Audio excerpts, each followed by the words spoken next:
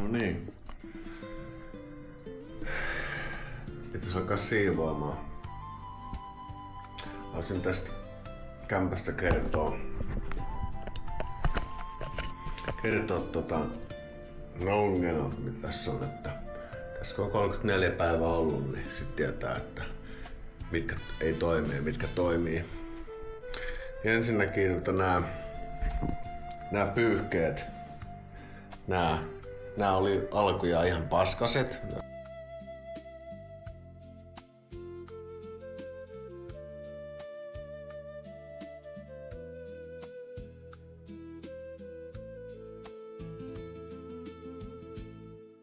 Paskasin jälkeen sun muita. Sain uudet, kun pyysin. Edelleen paskaset. Sitten uudelleen pyysin. En oo saanut uusia. Sitten noi lakanat ja liinavaatteet. Ois pitänyt saada uudet, mut ne ois maksanut 350 pesoa. Ei ollut tästä mitään tietoa. Tai Airbnb-sivuilla ei lukenut mistään siitä, mitä palvelut maksaa, jos joutuu uusimaan. Kun ei tavaraa kukaan ollut näin pitkään kuin minä. Sitten tästä ruoanlaitossa. Tää on tämmöset sytkärit. Tässä on nyt aika vähän. Sitten on semmoinen, tää ei toimi heti, että tässä kun laittaa, tulee sitten toi leimahtaa. 2-3 sekuntia kun on, niin se leimahtaa silleen kivasti, kun tää ei syty silleen. Sitten mä kysyn, että hei, mä tarvitsen uuden. Mä tarvitsen sellaisen säiliön tähän näin, että kun tää on niin vähän, että se ei syty. Se sanoo, että ei, hän ei toimita niitä enää, hänellä ei ole, että sinun pitää itse ostaa ne. No ei tästäkään ollut mitään tietoa etukäteen, että pitää itse ja itse. Sitten minä kävin ostamasta tämmösen. Vielä toisen säiliön. Tää maksaa 2 euroa. Tää on aika halpa. Maksaakohan tää Suomessakin joku 2 euroa, en tiedä. Tää on heti toimii. Ja toinen semmonen asia, että aha, ei ollut mitään tietoa ennakkoa, että pitää maksaa. Tähän sitten. No suihkussa on se, että silloin kun on lämmin, kävi suihkussa tai on kuuma aurinkopaisto, kävi suihkussa, sitten tuli lämmin. Jos halusi lämmintä vettä, mutta yleensä sieltä tuli kylmää vettä. Ja sitten mennään tonne. Tähän sitten muuta oli. Television kaukosäädys oli ihan paska, koska se ei oikein toimi aina, kun sitä rämpöttelee. Ja sitten tänne. Sitten näistä roskapusseista. Niin näissä oli sillä, että mä sain kun mä pyysin, niin mä sain niitä, sais mä 3 vai 4 lisää. Sitten ne on käytännössä mennyt, mulla nyt 1 ylimäärää tossa. Nyt. Mä kysyin lisää niitä. Ne sanoi, että Miika, me emme niitä toimita enää. Sun pitää itellä hommaa. Mieti, jos sä olisi 2. Jos mennyt 2 enemmän noita. Jos mennyt jo muutamassa 3 viikossa, 2 viikossa olisi kaikki mennyt täyteen niin nopeasti. Eikin kuinka paljon kaikkea roskaa tulee muovia ja kaikkea romua, kun on niin isoja kaikkia. Niin vaikka nyt kuinka tiivistää, niin silti sitä menee. Ihan käsittämätöntä. Ihan käsittämätöntä. No sitten.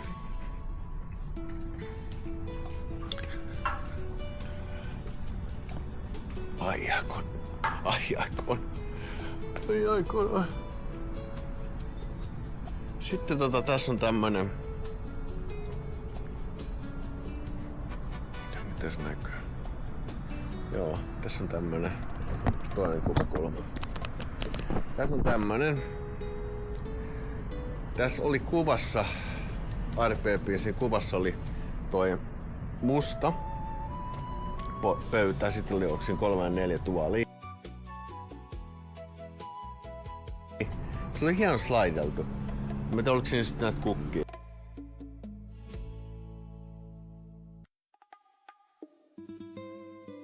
Ja siis eihän tää pitää, kun tossa on tommonen kukka mikä liian. Niin, ei tässä oo mitään. Sitten nää on hajalla, toi on hajalla keskeltä, toi on hajalla. Ja toi pöytä hajalla. Tosta. Niin eihän tässä oo mitään. Kaikki on jätetty tälleen tähän näin, että kun ei oo rahaa. Tää näyttää siltä, että on niin perse aukinen, ettei oo varaa laittaa hienosti. Laittaisi edes kukat tähän ja heittäis tonne Huitsin Nevadaa ja ottais ton tohon tai ottais hammas pöytää kaikki niinku hienot. Tää on niinku viihdy, se ei tällä viihdy. No sitten. Kaikista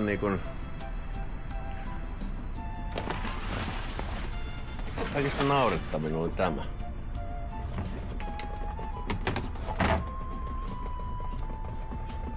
Täältä ei tuu mitään. Laitoin tästä viestiä. Täältä tuu vettä. Se laittoi mulle, että... Niin kun laitoin sille, että täältä ei tuu vettä. Että miksi ei tule vettä tähän pesukoneeseen? Tää on niinku niitten pesukone, tämä Labradora.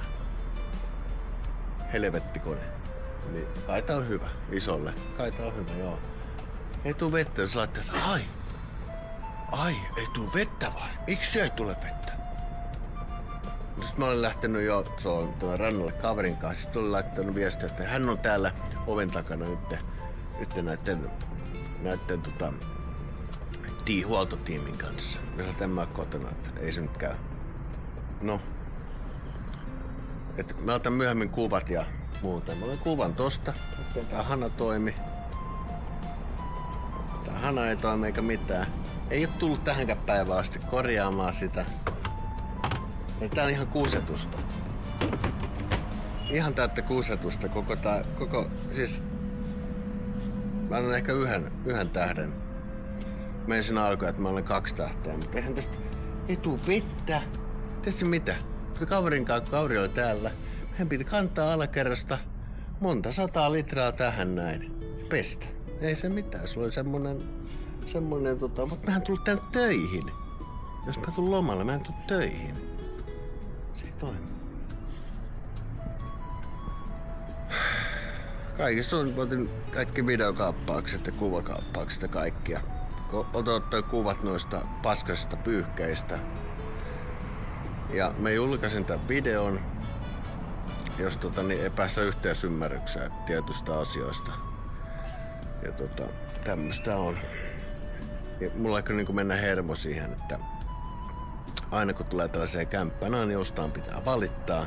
Ja täällä se ei toiminut se, että valitti jostain, niin se ei niinku toiminut hetkessä. Kun ensimmäinen ongelma oli se, että kun mä tulin tänne, ei ollut internettiä. Siellä on kyllä sanottu käyttäjätunnisen salasana RPP-sivuilla, niiden tiedoissa, asunnon tiedossa, mutta kun on saanut, alkaen on saanut käyttäjätunnuksen aivan väärin. Se ei toimi salasanan kanssa, ei koskaan. Sitten kun se sanoi, että kun se ei toiminut, että hän sanoi, että mulla on se viestikaappaus vielä tuolta noin. Hän sanoi, että kun täällä on sadetta, niin internet ei sen takia toimi. Mieti, sateen takia. Mieti. Minä laitoin sille viestiä, että älä puhu paskaa. Se et ollenkaan syy. Kaikkea syitä se keksiä muuta, että ei muka toimii, että se on niinku internet-tarinan vika ja sitten tuli joku NS-spesialisti, joka äijä tähän näin ja itse vaihtoi sen käyttäjätunnuksen jonkin toiseen ja itse sanoi, että se on tää näin. Olihan se käyttäjätunnus siinä luettelossa, siinä wifi-luettelossa, mutta en mä voinut tietää sitä. Siinä oli muistaakseni 20. Eli se on hoidettu, eli tehdään selvää kusetusta. Että ei niinku... Kyllä niinku noi hommat, että jos ei alkuja ole kerrottu, että roskapussit maksaa, liinavaatteiden vaihto maksaa, Ja sitten ei korjattu veden tuloa tohon. Se on 3 tuolla suurta. Mä oon kuitenkin 34 päivää täällä. Kyllä mä tiedän, että tässä on ihan näyttömiä ongelmia. Mä en todellakaan suosittele tulla tänne. Eli on täällä ehkä viikko 2 maksimi. Mutta munhan piti hyvänä, kun mulla on vaatteitakin varmaan 20 kilon eestä. Mut joo, semmonen. Ei mitään, meillä on siivooja.